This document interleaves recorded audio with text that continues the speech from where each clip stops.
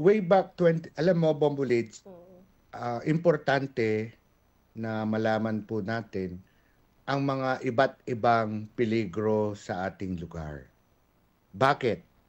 Sa pamamagitan ng pagkaalam, pagkaintindi ng mga pagsubok sa ating lugar, Bombolids, makakapagdesisyon tayo ng tama. Mm.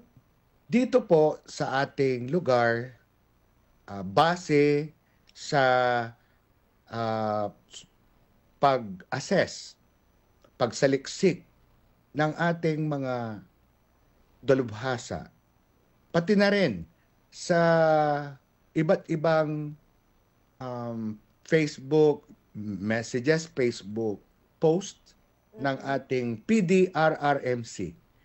Ang Pangasinan po ay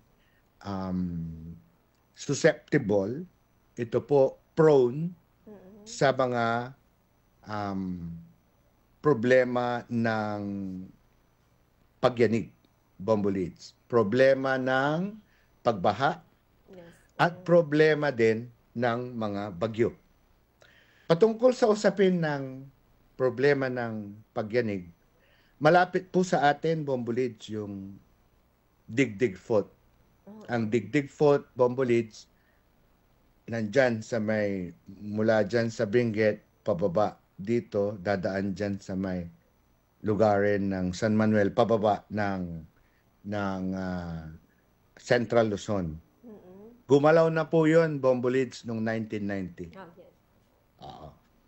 Ang sinasabi ng mga dalubhasa ngayon ay mayroong threat o peligro na ang gagalaw ay yung nasa ilalim ng dagat, hiwa sa ilalim ng dagat. Ang pangalan niya ay Manila Trench. Ang Mm. hiwa na ito, Bombolids, ay nasa ilalim ng dagat sa West Philippine Sea na Mm. nagsisimula Bombolids sa luwag hanggang doon sa Mindoro. Ang sabi ng mga dalubhasa, maari po itong gumalaw. Mm. Kaya as early as 2016, ang gobyerno ng Dagupan, number 1, ay nagtayo ng mga evacuation centers, lalong-lalo na sa ating island barangays.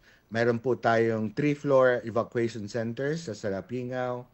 Sa Lomboy, nagtayo na Mm. rin po si Mayor Belen ng mga eskwelahan na mataas na pwedeng takbuhan ng ating mga kalugar. Dito po sa Karaal, Kalmay, Mm. meron na rin pong mga eskwelahan na 3 floors. Dito sa Dagupan, may ordinansa na rin po tayo, Bombulids, Opo. na kinakailangan ang ating mga eskwelahan ay 3 floors na pwedeng takbuhan. Mm. Dito sa Dagupan din, Bombulids, meron din tayong tinatawag na mga tsunami monitoring systems. Opo.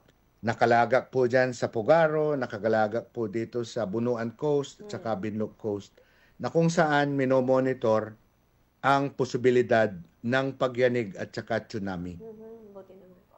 Mm. Opo.